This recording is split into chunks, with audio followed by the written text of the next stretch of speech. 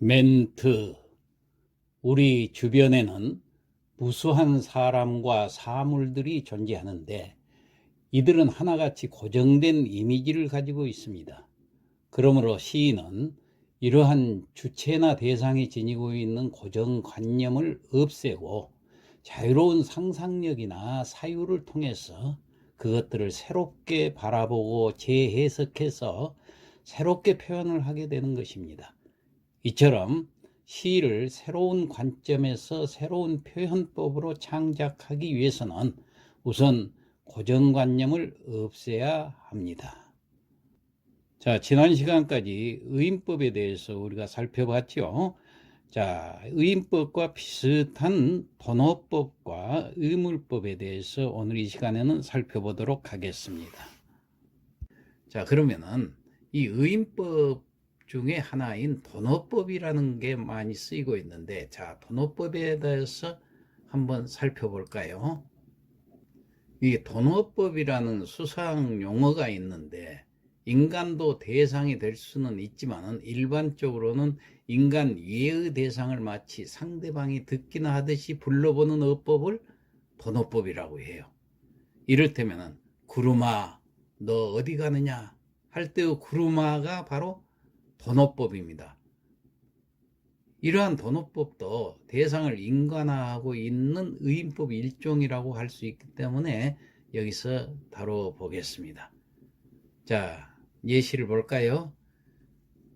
산하 우뚝 솟은 푸른 산하 철철철 흐르듯 지푸른 산하 숱한 나무들 무성히 무성히 우거진 산마루에 금빛 기름진 햇살이 내려오고 둥둥 산을 넘어 흰구름 걷는 자리 씻기는 하늘. 자, 박두진 청산도의 부분입니다. 여기도 번호법이 사용되어 있죠. 자, 그 다음 또 보겠습니다. 하얀 달밤에 하얀 저승새가 되어 찔레 담장을 넘는 사랑아. 찔레 담장을 넘으며 찔레 가시에 찔려 아픈 사랑아. 자, 김여정의 찔레꽃 사랑의 일부분입니다. 자, 앞에서 청산도 박두진의 시는 구체적인 사물인 산을 가지고 번호법을 썼지요. 뒤에 김여정의 찔레꽃 사랑의 시는 추상적 관념인 사랑을 번호법으로 부르고 있습니다. 자, 그렇게 부를 때는 앞에서 말한 대로 상대방이 이미 의인화되어 있는 것입니다. 그리고 그 부름 속에는 상대방에 대한 친밀감이 깃들어 있죠. 따라서 상대방도 친밀하게 그 부름에 호응할 가능성이 높습니다. 그러한 호응을 얻게 된다면 대상에 대한 이해는 그만큼 깊어질 것이 분명합니다. 그러나 이 친밀한 부름도 정도가 지나치면은 이쪽 감정만을 상대방에게 일방적으로 강요해가지고 대상을 도리어 왜곡시킬 우려가 있기 때문에 이것은 감상주의자들이 흔히 빠지는 함정이 되기 때문에 우리가 번호법을 쓸 때는 주의해야 할 점이라고 하겠습니다. 자, 또 의인법을 할 때 비슷한 것으로서 의물법이라는 게 있습니다. 자, 그래서 오늘은 이 의물법까지 하고 마치도록 하겠습니다. 자, 의물법이라는 것은 의인법이지만은 의인법의 또 다른 표현 방법이라는 것을 알 수가 있습니다. 그것은 인간이나 생물을 무생물로 하려는, 그러니까 의물법이라고 말할 수 있는 표현법인데 의인법을 뿌리로 하고 있기 때문에 이 단원에서 다루는 것입니다. 예를 들어서 인간은 생각하는 갈대다라고 말한 그 파스칼의 명언도 인간을 갈대로 바꾸는 의물법을 사용하고 있습니다. 그러니까 인간을 물건으로 바꿔버리는 거예요. 반대죠. 그러니까 물건을 인간으로 바꾸면 의인법인데 반대로 인간을 갈대로 물건으로 바꿨잖아요. 그래서 의물법이라고 하는 거예요. 다음 예시를 한 번 더 살펴볼까요? 여자는 깜깜한 밥이다. 흔들어도 깨지 않는 어둠이다. 내가 만나려고 불을 켜니까 여자는 하얗게 부서져 내렸다. 그런 후에 다시 어둠이 밀려오고 어둠이 또다시 여자가 되는 알리바이. 너는 어디에 숨어 있니? 이수익의 여자 이에 대한 일부분입니다.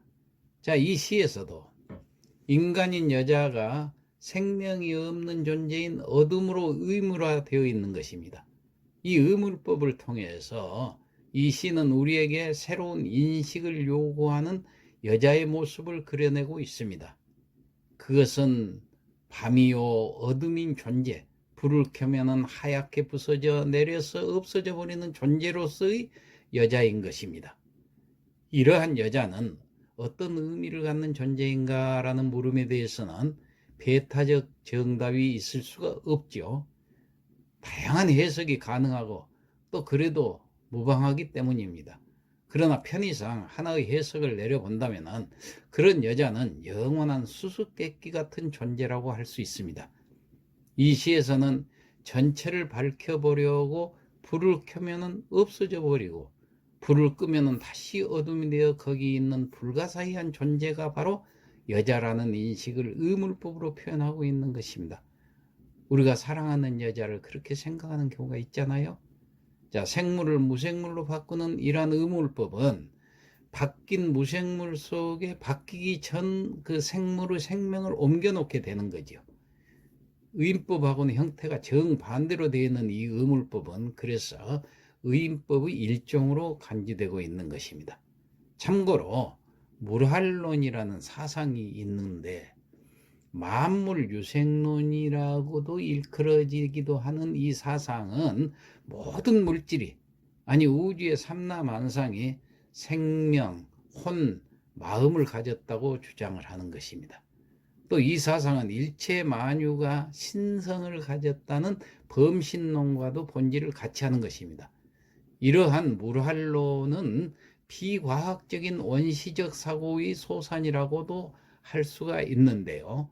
따라서 과학적 사고가 주조를 이루고 있는 현대에 있어서도 어쩌면 그런 비과학적이고 일종의 미신으로 치부되는 이런 물활론을 시에서 적용을 할까요? 바로 그 점이 여기서 생각해 볼 중요한 점입니다. 그렇지만은 시는 그렇지 않지요. 비과학적인 그 물활론적 사고가 완전히 사라져버린 곳에서는 인간이 사물과 세계를 과학이 아닌 마음의 눈으로 이해할 수 있는 길도 막혀버리게 되는 것이에요. 그때 우리 앞에 전개되는 것은 그야말로 피도 눈물도 없는 차가운 무기질의 세계만 나타나 있습니다. 시인은 그러한 세계를 원하지 않지요. 시라는 것은 그런 세계를 거부하는 겁니다. 그래서 시는 과학이 무슨 소리를 하더라도 사물과 세계를 마음의 눈으로 바라보는 태도를 굽히지 않는 것입니다. 이게 중요한 겁니다. 시인의 마음. 자, 그것은 사물과 세계를 또한 마음에 있는 존재로 바꿔가지고 그것들이 마음으로 인간에게 응답해 오도록 하는 태도가 바로 시인의 태도가 되는 것입니다. 그것이 바로 시로 옮겨지는 것이 시예요. 그 응답의 내용을 표현하는 기본 방법이 바로 의인법이 되는 것입니다. 좀 어려운 이야기입니다만은 우리 시인이 왜 의인법을 써서 시를 쓰는가? 바로 그 근저에는 이러한 물활론이 존재해 있다는 것입니다. 여기서 우리는 의인법이 단순한 표현 장치로만 그치지 않고 시의 그 본질의 뿌리를 두고 있는 사물 이해 방법이라는 사실을 깨닫게 됩니다. 자, 그래서 의인법을 활용한 시를 짓기만 하면은 시 쓰기가 오히려 더 재미있습니다. 우리도 모두 의인법을 이용해서 시를 지어보도록 하겠습니다. 자, 그러면은 시 한 편 지어볼까요? 엄마와 아가 고두석. 아가야, 호시탐탐 노리는 못된 이유 때문에 너를 코앞에 두고도 늘 마음을 못 놓고 사는 이 엄마는 요 며칠 불면의 밤을 지새웠단다. 이 엄마의 마음을 잘 아는 넌 바다 건너온 괭이 갈매기만 봐도 두 손으로 내 옷자락을 꼭 움켜쥐곤 했었지. 가끔 바다 제비가 다가와 내 예쁜 포를 쓰다듬으며 너의 집이 어디냐고 물을 때면은 경상북도 울릉군 울릉읍 독도 이사북길 55번지라고 야무지게 대답하던 너, 이 엄마는 참으로 대견스러웠단다. 아가야, 막된 세상 험한 파도를 헤쳐나갈라 치면 별의별 일이 다 많단다. 항상 잘 살피고 조심해야 한단다. 태평양 태풍보다 더 무서운 이웃이 있어 어느 순간 널 낚아채 갈지 모른단다.